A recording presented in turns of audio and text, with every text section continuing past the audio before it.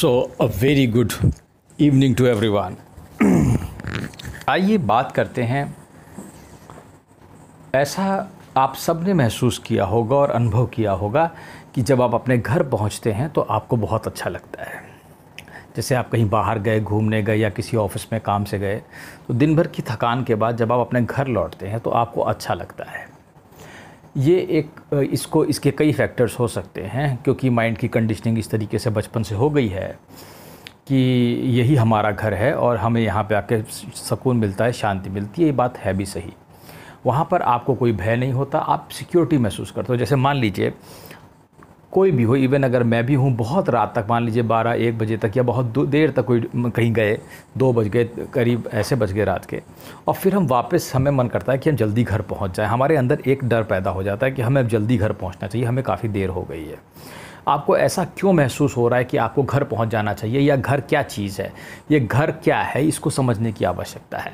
ये घर जो आपने बना रखा है अपने दिमाग में, ये एक बंधनों का जाल है कि ये आपका घर है। बस आपने ये सोच लिया कि यही मेरा घर है और मैं, यही मेरा घर है, यही मुझे सुकून मिलता है, मेरे दिमाग को चैन मिलता है। कारण ये है क्योंकि आपके माइंड ने आपको बेवकूफ़ बना रखा है। वो ये कहता है कि यही तुम्हारा घर है और तुम यही मानते हो कि मैं, हाँ यही मेरा घर है। बस ये तुम्हारे दिमाग की संकीर्णता है और ये तुम्हारे दिमाग की मतलब इस दिमाग ने तुम्हें इस तरीके से अपना गुलाम बनाया है। ये एक माइंड ट्रैप है, ठीक है, कि ये मेरा घर है, यहाँ मुझे आराम मिलेगा। माइंड हमेशा वहीं जाने के लिए तुमसे कहेगा, हाँ यहाँ सिक्योरिटी है, यहाँ तुम्हें भोजन मिल जाएगा, यहाँ ये मिल जाएगा। ऐसा है कि नहीं है? वैसे बात ये है भी सही, क्योंकि जब हम घर पहुंचते हैं तभी हमें आनंद मिलता है, हमें शांति मिलती है। और ये बात बिल्कुल सत्य है, क्योंकि वहाँ प्रेम है। छोटे बच्चे हो सकते हैं आपके, वो आपको अच्छा दे सकते हैं, पत्नी आपको प्रेम कर सकती है, माता पिता के साथ आप प्रेम से रह सकते हैं। हो सकता है आपने कोई डॉगी वॉगी पाल रखे हो, तोता बिल्ली पाल रखे हो, तो उनके साथ आप खेलते हो तो आपको अच्छा लगता हो। लेकिन सवाल यहाँ पर कई चीज़ें और भी हैं कि आपको अच्छा क्यों लगता है? क्योंकि माइंड को वहाँ पे शांति मिलती है, क्योंकि कहता है यहाँ पे सुकून है। क्यों है यहाँ पे? देखिए कुछ चीज़ें हैं घर में, क्या है, एक सेंस ऑफ सिक्योरिटी है सबसे बड़ी चीज़, इसलिए आपको घर में अच्छा लगता है। इसीलिए तो आप घर जाते हो, क्योंकि वहाँ पे सबसे बड़ी चीज़ क्या है? सेंस ऑफ सिक्योरिटी है। आप अपने आप को सिक्योर महसूस करते हो, आपको कोई चीज़ का भय नहीं रहता, आपको लगता है कि मैं सिक्योर हूँ। फियर है, आपको मालूम है आपकी नीड्स वहाँ पे पूरी हो जाएंगी। कोई हो, आप जॉब करते हैं, नहीं करते हैं, कुछ नहीं करते, आप आते हैं, बच्चे हैं, स्टूडेंट हैं, पढ़ के आते हैं, मुझे घर जाना चाहिए, क्योंकि आपको वहाँ अच्छा लगता है, आपको भोजन मिलता है, प्रेम मिलता है, आपके फियर नहीं होता, आपको सिक्योर, सेंस ऑफ सिक्योरिटी महसूस होती है, ठीक है। पर यहाँ पे इसका एक दूसरा फैक्टर है कि आपको ऐसा क्यों महसूस कराया जाता है, ये भी तो एक फैक्टर है। हमें ऐसा क्यों महसूस होता है कि हमारा दूसरी जगह हमारा घर नहीं है? या हम अपने एक रिलेटिव के घर जाते हैं तो हमें ज़्यादा सिक्योर महसूस होगा बनस्पत हम किसी होटल में जाके रुकें। होटल में आप जाएंगे, आपको चिंता लगी रहेगी, पता नहीं कैसा होटल है, क्या है, कैसा है, यहाँ का स्टाफ क्या होगा, क्या होगा, कई सारी चीज़ें हो सकती हैं। क्या आपको ऐसा नहीं लगता जैसे कि आप किसी होटल में ठहरने जाते हो तो तुम गए तो कुछ समय के लिए, पहले 1 दिन 2 दिन तुम्हें ऐसा लगेगा कि यहाँ पे तुम्हें थोड़ा सा डर लगेगा, यहाँ पे कैसा माहौल है, क्या है, तुम समझोगे। फिर उसके बाद 4-3 दो, अगर तुम वहाँ ज़्यादा लंबे समय के लिए रुकते हो, 8-10 दिन, तो धीरे धीरे करके तुम्हें उसकी आदत हो जाती है।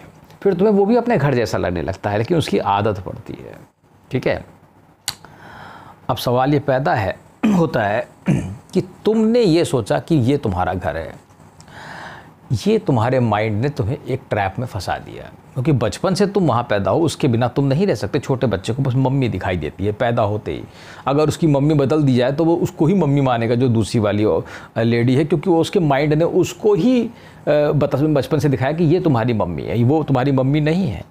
वो उसको जिसने जन्म दिया, मान लीजिए मम्मी कोई दूसरी हो जाए, कुछ हो जाए XYZ केस, तो वो उसको अपनी मम्मी मानने लगेगा और उसके साथ सुकून पाएगा, बिकॉज क्योंकि माइंड की कंडीशनिंग है, उसे ये नहीं मालूम कि मम्मी ये है। ऐसे ही तुम्हारा घर है, तुम्हें बताया गया है बचपन से तुम्हारा घर है। अब इसको ऐसे देखो, तुम्हारे पापा का ट्रांसफ़र हो जाता है, तुम नई जगह जाके रहते हो, तुम्हें वहाँ पे भी एक दूसरा घर मिल जाता है और फिर तुम वहाँ पे भी वैसे ही महसूस करने लगते हो 2-3-10 सालों में। तो इसका मतलब तुम जिस घर में पहले रह रहे थे, 10 साल तुम रह के आए हो जिस घर से, और तुम्हारे पापा का 10 साल वहाँ ट्रांसफ़र हो गया, 10 साल बाद वहाँ, तो तुम्हें वो भी एक नया घर लगने लगा कुछ समय बाद। तो इसका मतलब तुम्हारा घर वो नहीं था। मान लो किसी की गवर्नमेंट जॉब है या कोई ऐसी जॉब में हो, पापा ट्रांसफरेबल जॉब में है, तो 5 साल यहाँ जॉब किया, 5 साल यहाँ जॉब किया, 5 साल यहाँ जॉब किया, ठीक है। तो अब पहले 5 साल तुम बाहर है तो तुम्हें घर जैसा लगता था। अब तुम 5 साल बाद यहाँ है तो तुम्हें ये घर लगने लग गया, अब तुम्हारा ये घर लगने लग गया। तो तुम्हारा घर कौन सा था? मान लो किसी ने अपना एक कहने को जो सो कॉल परमानेंट हाउस नहीं बना रखा है, या वो गवर्नमेंट मकानों में रहता है, या आप किराए के मकान में लेके रहते हैं।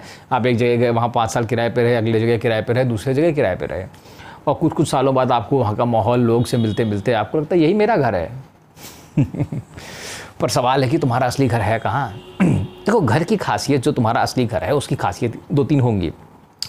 एक चीज़ तो वहाँ प्रेम होगा, ठीक है, और दूसरा वहाँ पे सेंस ऑफ सिक्योरिटी होगी, वहाँ फियर नहीं होगा तुमको। सबसे बड़ी चीज़ है सेंस ऑफ सिक्योरिटी। मैं तुम्हें बता दूँ, फूड से भी पहले सिक्योरिटी है।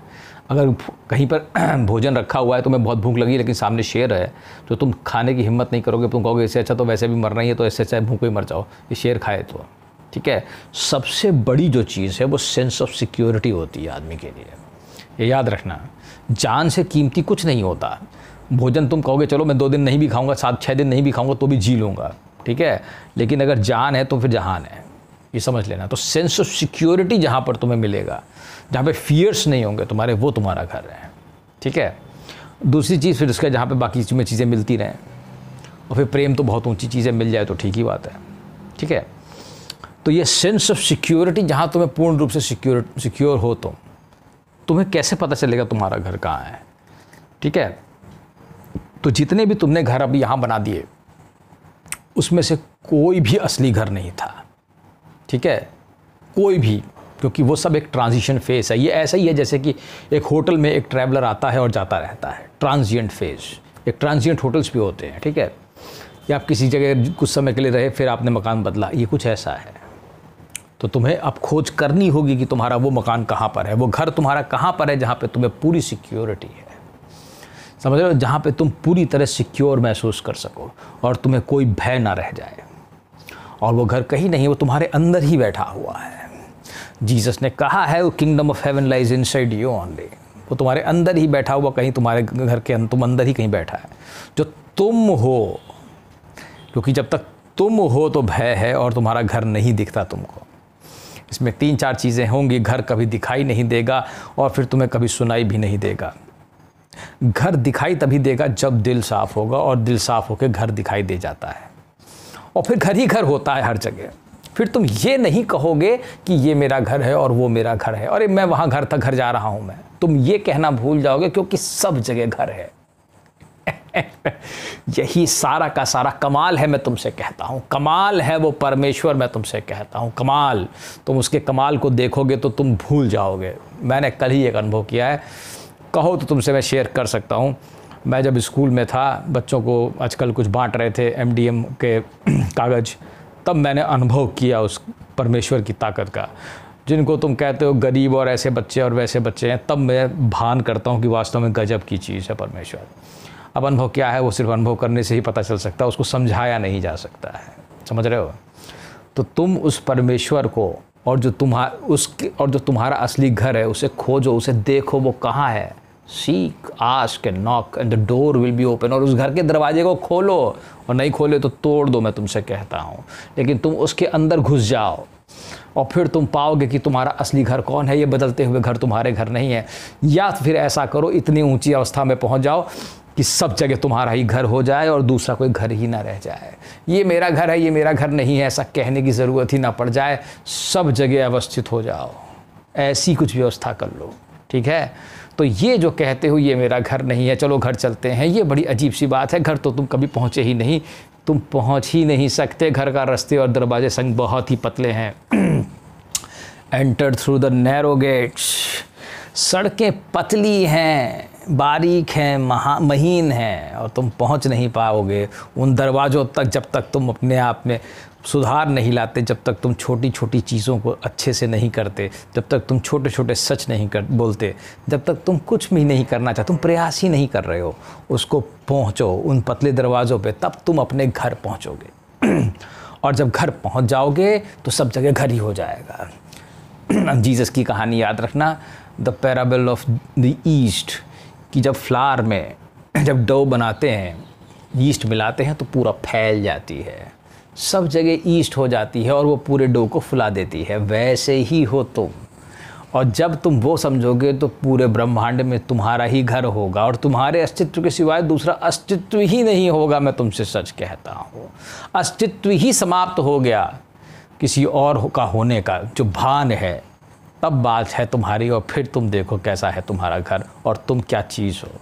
ठीक है, मैं उम्मीद करता हूँ तुम घर पहुँचने की कोशिश करोगे, दरवाजे खटखटाओगे, रास्तों से चलोगे और तुम पहुँच जाओगे और फिर तुम जानोगे घर क्या होता है।